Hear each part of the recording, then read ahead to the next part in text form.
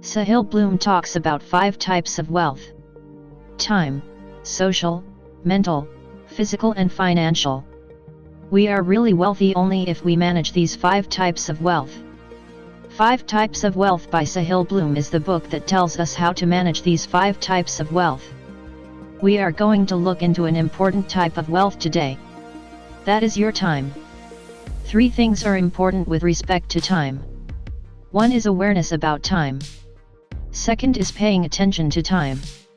And the 3rd thing is control. You should have an awareness about how you are spending your time. The author has given certain strategies for that. 2nd thing is attention. That is for what are you spending your time. Spending time on which area will be useful for your life. Paying your attention towards something proper. To give an example for attention. Suppose the sunlight falls on me. And there is no problem at all. But if I place a magnifying glass in a paper, the concentrated sunlight can create fire. How did the sunlight get the power to create fire? When energy is concentrated in one place, the output is very different. Instead of scattering your time to different things, if you focus your time on one thing, the output will definitely be different. The 3rd thing is control. If you prefer watching videos on the phone like me, or if you are hearing about something, we might read the comments which might remind us of something unrelated. Or we would keep scrolling over our feed. So, time is not in our control. The mobile phone is controlling our time a lot. If time is in our control, the output is better. The book contains strategies to include these 3 things in our life. Though a lot of concepts are explained in books, a few things hit us instantly. Similarly, one such concept has hit the author. That might have been the reason for writing this book. While the author was talking to his friend had asked him when was the last time he met his parents. The author told him when he met his parents.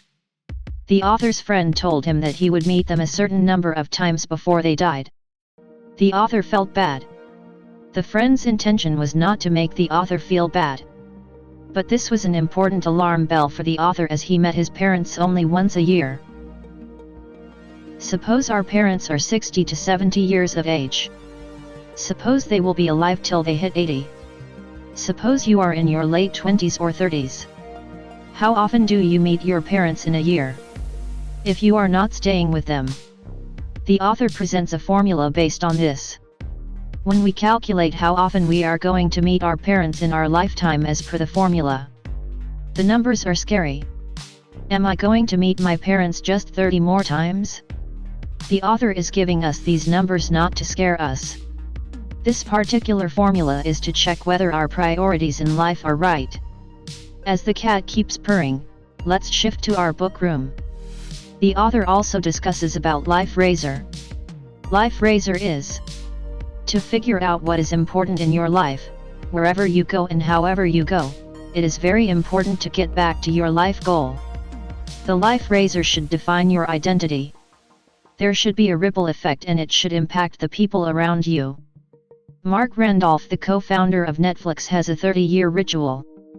For 30 years, every Tuesday he frees himself of all his commitments before 5 p.m. Because he goes on a date with his wife at 5 p.m. every Tuesday. His priority every Tuesday is to go on a date with his wife at 5 p.m. Everything else comes after that. That was the anchoring point for him. This also showed how important his family was to him. He gave importance to his office at other times, but setting aside one day for a date with his wife. That is how he showed his colleague how important his family was to him. That was his way of showing how much they should prioritize their family. That was his Life Razor. The author is determined to coach the sports team of his child. Irrespective of what happens. Even if it is a huge business deal. Was coaching his son's sports team important, or was something else important? He won't even take an opportunity to go abroad. Because his priority was his child's sports team. This helps to change your preferences according to your priorities. He puts forth an important question. If you want people to talk good about you in your funeral, what would you want them to say? Do you want them to talk about how you prioritized your family despite the busy work schedule? Do you want them to talk about how you prioritized yourself and your self-love? How do you want them to identify you as a person? This should be your life razor. Time is limited. You might think that you have a lot of time for certain people, but this might be the last time you are seeing them. You might not meet them afterward. The author had quoted something on this which shocked me. Despite not being at the end of your life, you may very well be nearing the end of your time with some of the most important people in your life. There is another one. No matter how many times you do something, there will come a day when you do it for the last time. This makes us realize the impermanence and importance of time. This is awareness. The author talked about 3 pillars: awareness, attention, and control. The first thing that we have to be aware is time is limited. We don't have that much time. The author has listed out strategies to be aware of the importance of time. He talks about energy calendar. When you do a lot of activities throughout the day, how do those activities make you feel? Some activities might make you feel good, so that activity might give you energy. Some activities might not mean anything to you. They are neutral. Some activities might drain your energy. It need not be just an activity. It can be the people you meet. It can be the interests you pursue or your hobby. When you note down all this in a calendar, the activities that give you energy can be green. Neutral activities can be yellow. The activities that drain your energy can be red. Identify this, and this can be a way to make you aware of how you spend your time. After identifying, concentrate more on the green activities. Concentrate on activities that give you energy. Meet people who give you energy. Figure this out first. You can't completely avoid the red and yellow activities because those activities might be part of your life. But you have to change the ratio. If the ratio is 50 to 50, it is still unhealthy. Your task is to make it 80:20 or 70:30. Awareness and attention. Everyone is aware of to-do list and Eisenhower matrix. Important to unimportant. Urgent to not urgent. Segregate the items in the 4 boxes. And spend time on activities which are very important and very urgent. On the other side, we have activities that are not important but very urgent. You can delegate those activities. Important but not very urgent should be your next priority. Not important, not urgent means you can discard it as per the Eisenhower matrix. I liked the index card suggestion. When the day ends, note down 3 or 5 things which are priority for the next day. That's it. Because you tell your mind that you have these things to do on the next day. Prioritizing activities and doing them. So, you will do that once you wake up the next day, and as per Parkinson's law, when you are taking up something and doing it, your work needs the time that you give it.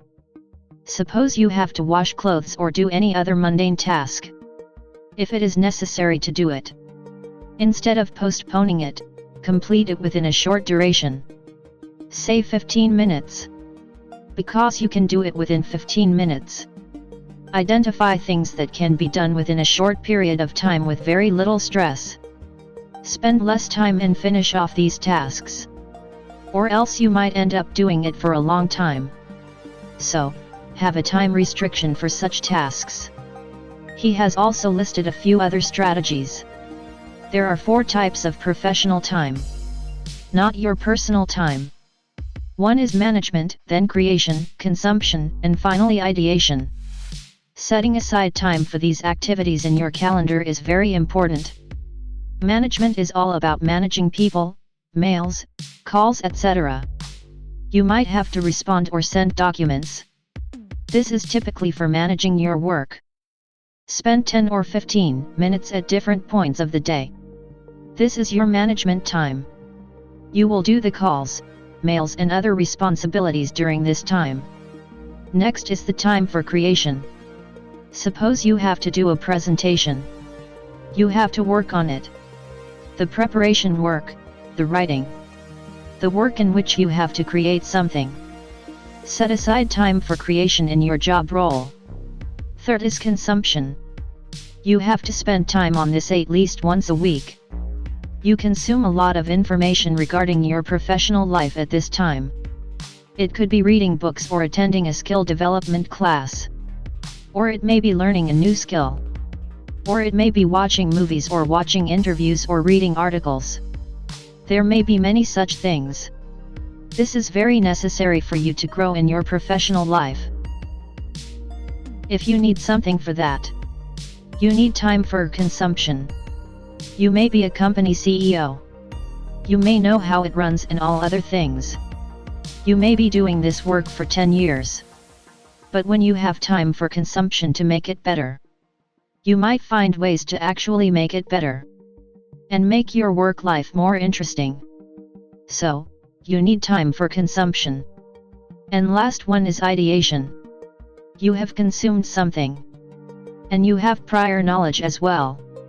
Now brainstorming with your colleagues regarding the next step or using your brain to figure out what to do next. Journaling or writing about your work. Documenting what you felt about your process of work. This journaling, brainstorming, self-reflecting. If you have time for all of this, even if you are doing the same work for 10 years, how much have you grown, or if you are stagnant, how can you grow now? You have to figure out all this, because even if we are doing the same work for years, we have to figure out new ways of doing it, because when someone does it differently we might be shocked. Because the other person sees it differently. To see what you are doing in a new way, self-reflection is very important. One is management, which is all about managing basic things. Second is creation. Third is consumption, to make your skills better. Next is ideation, to see what else can you do. All this can make your professional life better if you manage your time accordingly. Put this as a block for a week. When you put a block and create your work, it might help you. We also want to be absorbed in work. We have read the same in a lot of self-help books. The various ways to achieve the flow state. We have to trigger the 5 senses. To remind yourself, like going for a 10-minute walk before you start something. To tell your brain that this is your starting point. Like warming up before running. In your case, warming up means you are going to sit and work.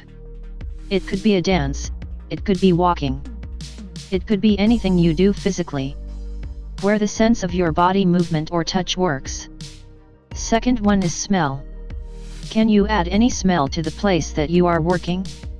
Like lighting up incense to add smell.